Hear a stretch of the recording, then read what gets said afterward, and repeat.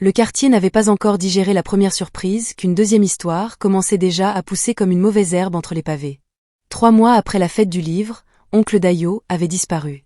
Pas disparu comme quelqu'un qui meurt ou qui fuit. Disparu comme quelqu'un qui ferme sa porte un matin et ne la rouvre plus pendant plusieurs semaines. La maison jaune était silencieuse. Le manguier donnait de l'ombre à personne. La chaise rouge était vide.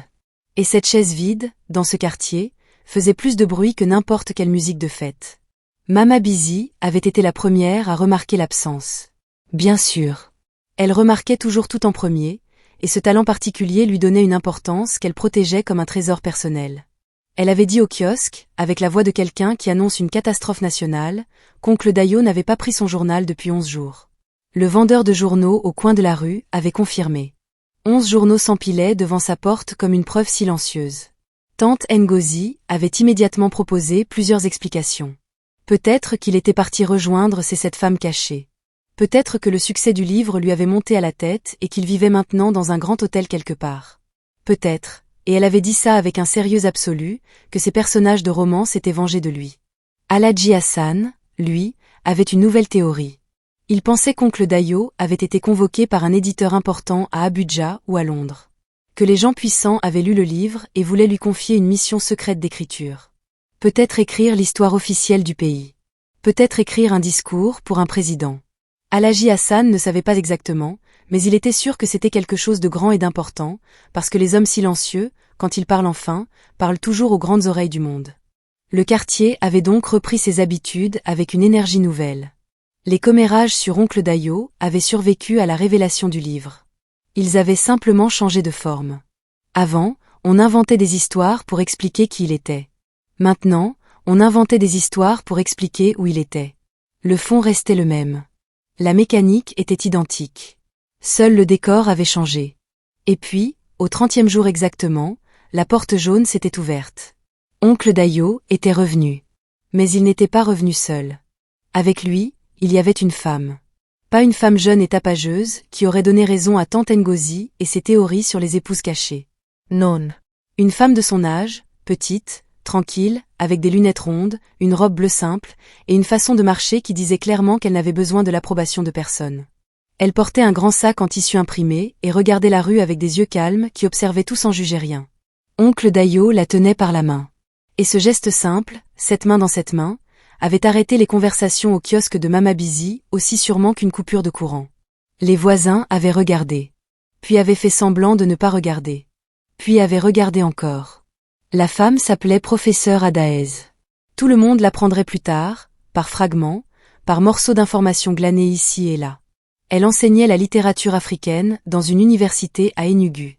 Elle avait lu le livre d'oncle Dayo. Elle lui avait écrit une lettre. Il lui avait répondu.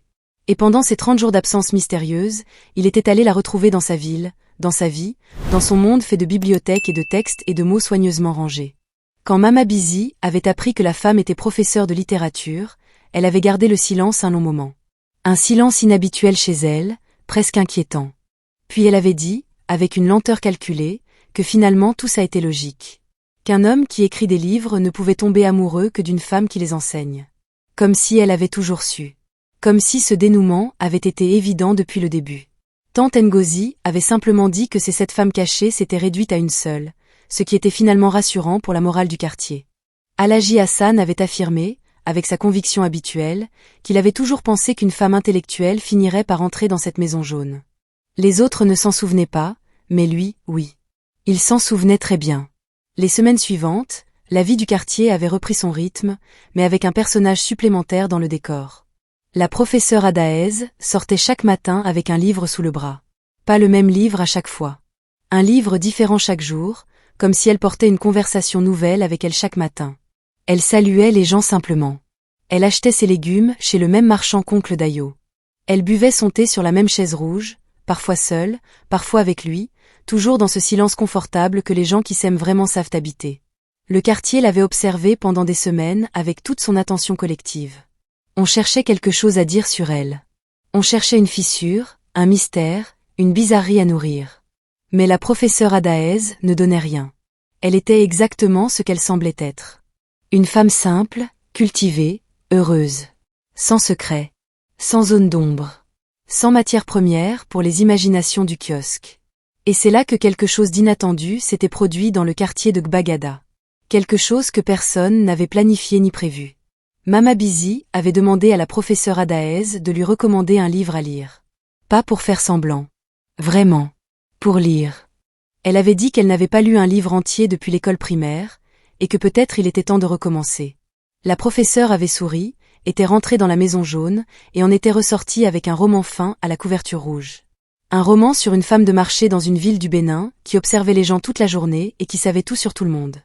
Mama Busy avait regardé la couverture longtemps. Puis elle avait levé les yeux vers oncle Dayo qui se trouvait là, assis sur sa chaise, avec son sourire. Et pour la première fois depuis des années, Mama Busy n'avait pas trouvé quoi dire. Ce silence-là était différent de tous les autres silences du quartier. C'était le silence de quelqu'un qui commence à comprendre quelque chose sur elle-même. Quelque chose de légèrement inconfortable, de légèrement drôle, et de profondément vrai. Oncle Dayo avait bu une gorgée de son thé sucré. Il avait replié son journal.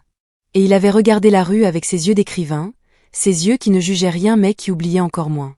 Certaines personnes traversent la vie en faisant du bruit pour exister. D'autres existent tellement fort dans le silence que le bruit des autres finit toujours par revenir vers eux, comme une rivière qui trouve toujours la mer.